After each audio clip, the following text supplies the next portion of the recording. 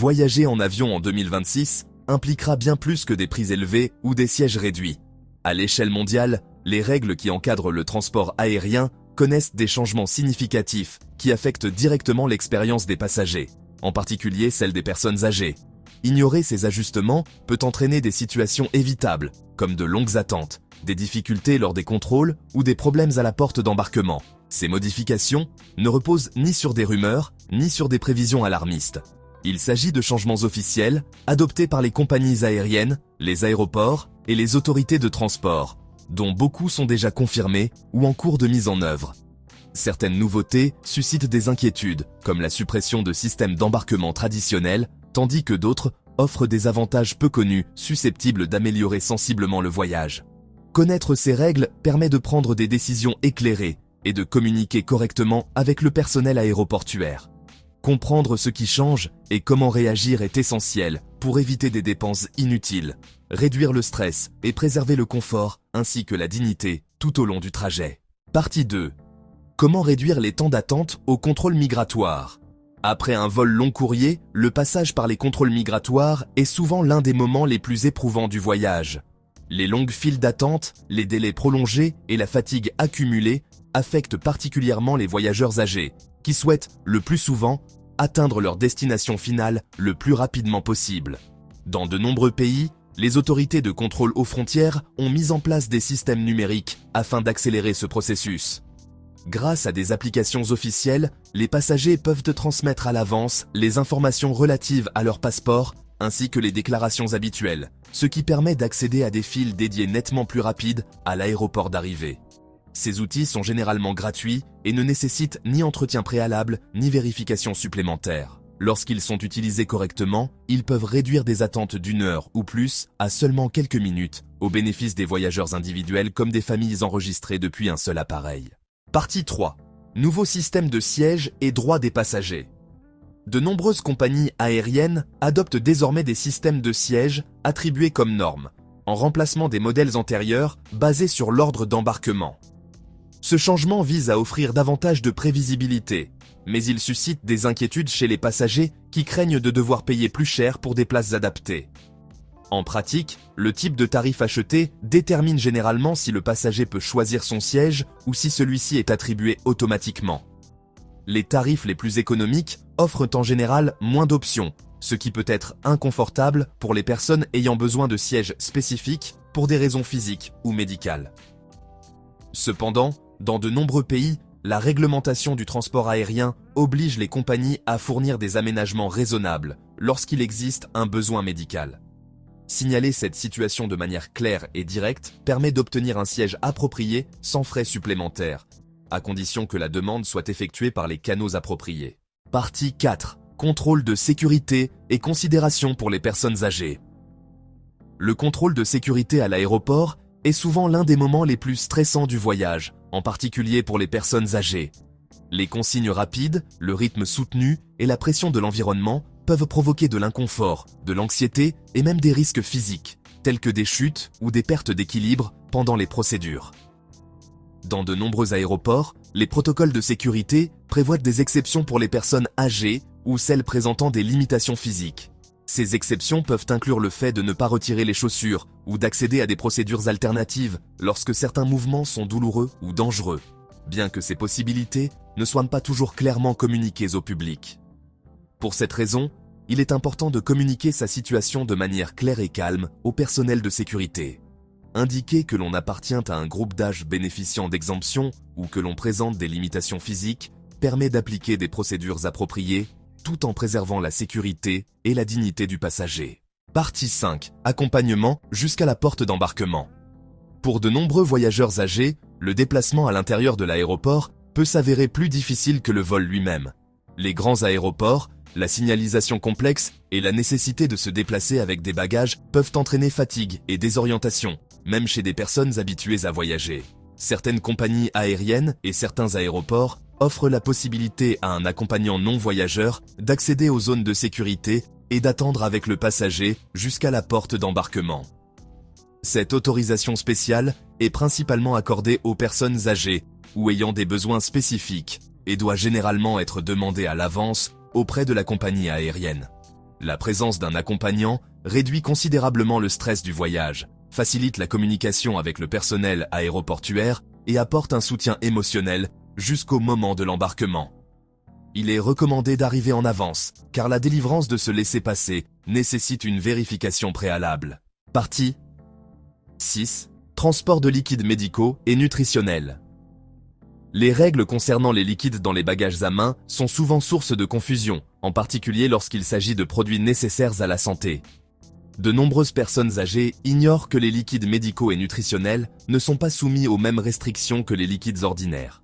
Les médicaments liquides, les compléments nutritionnels, les solutions spéciales et les produits liés au traitement de maladies chroniques peuvent être transportés dans leur contenant d'origine. La condition essentielle est qu'ils soient correctement déclarés lors du contrôle de sécurité et présentés séparément du reste des bagages. Placer ces liquides dans un sac transparent et informer le personnel qu'il s'agit d'articles médicalement nécessaires facilite le contrôle et évite des confiscations inutiles. Bien que cette procédure puisse impliquer une inspection supplémentaire, elle garantit que le passager conserve des produits essentiels à son bien-être pendant le voyage. Partie 7. Documents de voyage et vérification de l'identité. Ces dernières années, de nombreux pays ont renforcé les exigences en matière d'identification pour les voyages aériennes, et à partir de 2026, ces règles seront appliquées de manière stricte. Se présenter à l'aéroport avec un document qui ne respecte pas les normes en vigueur peut empêcher l'accès au contrôle de sécurité, y compris pour les vols nationaux. Cette situation génère de la confusion, en particulier chez les personnes âgées, et a été exploitée par des escrocs proposant de prétendus services payants de vérification ou d'activation des documents d'identité. Ces services n'existent pas et ne sont liés à aucune autorité aéroportuaire ou de transport. La seule vérification valable consiste à examiner le document physique à l'avance et à s'assurer qu'il respecte les exigences actuelles. Dans de nombreux cas, un passeport valide ou un autre document officiel accepte peut être utilisé comme alternative, évitant ainsi des démarches de dernière minute et un stress inutile avant le voyage. Partie 8. Pré-embarquement et utilisation appropriée du temps supplémentaire. Pendant de nombreuses années, le pré-embarquement a été associé à l'obtention de meilleurs sièges, mais sa fonction réelle évolue. Avec la généralisation des sièges attributs, le pré-embarquement n'offre plus d'avantages en matière de placement, mais remplit un autre objectif, permettre à certains passagers de disposer de plus de temps. La réglementation du transport aérien reconnaît le droit au pré-embarquement pour les personnes ayant besoin de temps supplémentaire pour emprunter la passerelle, s'installer à leur siège ou organiser leurs effets personnels calmement. Cela inclut les limitations de mobilité, les besoins cognitifs ou les situations nécessitant d'éviter la précipitation et la pression des autres passagers. Pour bénéficier de ce droit, il est essentiel de s'exprimer clairement. Plutôt que de demander à embarquer plus tot, il convient d'indiquer que l'on a besoin de temps supplémentaire pour accomplir le processus d'embarquement. Utilise correctement, le pré-embarquement réduit le stress et améliore la sécurité à ce moment crucial du voyage. Partie 9. Espace calme à l'intérieur des aéroports. Les aéroports modernes peuvent être accablants en raison du bruit constant, des écrans, des annonces sonores et du grand nombre de personnes en mouvement. Pour de nombreux voyageurs âgés, en particulier ceux qui présentent une sensibilité auditive ou utilisent des appareils auditifs, cette stimulation continue provoque une fatigue physique et mentale. Dans de nombreux aéroports, il existe des espaces conçus pour offrir du calme, tels que des salles de repos, des salles sensorielles ou des salles de prière multiconfessionnelles. Bien qu'ils aient été créés à des fins diverses, ces espaces sont ouverts au public et offrent un éclairage tamise, du silence et des sièges confortables pour se reposer.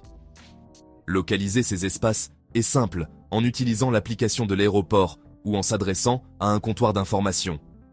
Prendre quelques minutes dans un environnement calme peut faire une grande différence en termes d'énergie et de capacité à affronter la suite du voyage. Partie 10. Assistance en fauteuil roulant et continuité du service. Le service d'assistance en fauteuil roulant est essentiel pour de nombreux voyageurs âgés, mais il est souvent interrompu lors des correspondances ou des changements de vol. Cela peut entraîner des situations d'abandon temporaire dans de grands terminaux, avec des retards susceptibles de provoquer la perte de correspondance. Afin d'éviter ces difficultés, la réglementation du transport aérien permet de demander une assistance continue tout au long de l'itinéraire. Cela inclut l'accompagnement depuis l'enregistrement initial, en passant par les contrôles de sécurité et l'embarquement, jusqu'au débarquement final et à la récupération des bagages à destination. L'élément clé consiste à effectuer la demande suffisamment à l'avance et de manière explicite. Contacter la compagnie aérienne et confirmer que le service est bien enregistré pour chaque segment du voyage réduit considérablement le risque d'interruption et améliore l'expérience globale du passager. Partie 11. Tarifs pour les personnes âgées et flexibilité réelle. De nombreuses compagnies aériennes proposent des tarifs promotionnels pour les personnes âgées, ce qui peut donner l'impression d'une bonne opportunité. Toutefois, ces tarifs comportent souvent des restrictions importantes, limitant les modifications, les remboursements ou le choix des sièges. Avec l'avancée en âge, la flexibilité devient un élément central. Des problèmes de santé imprévus, des changements de rendez-vous médicaux ou des ajustements de dernière minute peuvent rendre nécessaire l'annulation ou la modification d'un voyage planifié. Dans ce contexte, un tarif légèrement plus élevé mais flexible peut s'avérer plus avantageux qu'une réduction limitée. Donner la priorité à la possibilité de remboursement ou de modification protège l'argent investi et apporte une tranquillité d'esprit face aux situations imprévues. Partie 12. Documents imprimés comme solution de secours. La numérisation des voyages a conduit de nombreuses compagnies aériennes à promouvoir l'utilisation exclusive d'applications mobiles. Cependant, une dépendance totale au téléphone comporte des risques, tels qu'une batterie déchargée, des problèmes de connectivité ou des difficultés lors du scan des écrans. Pour les personnes âgées, disposer de documents imprimés reste un outil essentiel. Une carte d'embarquement papier permet un accès rapide aux informations pertinentes et peut afficher des codes spéciaux liés à l'assistance ou aux services requis. Avoir ces documents physiques facilite la communication avec le personnel de l'aéroport et sert de solution de secours en cas d'imprévu. Même s'ils ne sont pas utilisés, les garder à portée de main procure un sentiment de sécurité et peut éviter des retards inutiles. Partie 13. Signes visibles pour les handicaps non apparents. Toutes les situations nécessitant une assistance ne sont pas visibles à première vue. Une perte auditive, de légères difficultés cognitives, de l'anxiété ou des troubles du traitement sensoriel peuvent rendre l'environnement aéroportuaire particulièrement difficile pour certaines personnes âgées. Dans de nombreux aéroports, l'utilisation de symboles ou d'identifiants volontaires, tels que des cordons ou des badges visibles, est en cours de mise en place. Ces dispositifs indiquent au personnel qu'un passager peut avoir besoin de plus de temps, de patience ou d'une communication claire, sans exiger de certificat médical ni d'explications détaillées. Ces signes fonctionnent comme une demande discrète de soutien, facilitant des interactions plus humaines et moins pressées. Pour les personnes qui se sentent dépassées par la nécessité de se justifier constamment, ce dispositif peut faire une réelle différence dans l'expérience de voyage. Partie 14. Bagages médicaux et limites des bagages à main. Les compagnies aériennes appliquent de plus en plus strictement les limites de bagages à main, ce qui peut entraîner des conflits lorsqu'un passager transporte des médicaments ou des dispositifs médicaux. Sacs isothermes, appareils respiratoires ou fournitures essentielles sont souvent confondus avec des bagages supplémentaires. La réglementation du transport aérien prévoit que les équipements et fournitures médicales ne sont pas comptabilisés dans la franchise de bagages à main, à condition qu'ils soient utilisés exclusivement à des fins médicales. Il est important d'identifier clairement ce type de bagage et, si nécessaire, d'informer calmement le personnel qu'il s'agit d'un article médical exempté.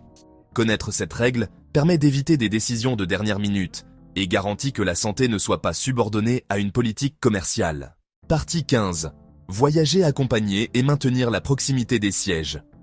Lorsqu'un passager dépend d'une autre personne pour une assistance émotionnelle, médicale ou pratique, voyager séparément peut devenir une situation critique. Les annulations, les changements d'appareil ou les réattributions automatiques de sièges peuvent séparer des compagnons de voyage même lorsqu'ils ont réservé ensemble. Les réglementations en matière d'accessibilité reconnaissent le droit de voyager aux côtés d'un assistant ou d'un aidant lorsqu'un besoin avéré existe. Pour que ce droit soit respecté, il est essentiel que les réservations soient correctement liées et que la compagnie aérienne soit informée de la nécessité de proximité. Faire cette demande à l'avance et utiliser une formulation appropriée permet au système de prioriser le maintien des deux personnes ensemble, même en cas de changements opérationnels. Cette anticipation protège la sécurité, la tranquillité et l'autonomie du passager tout au long du voyage.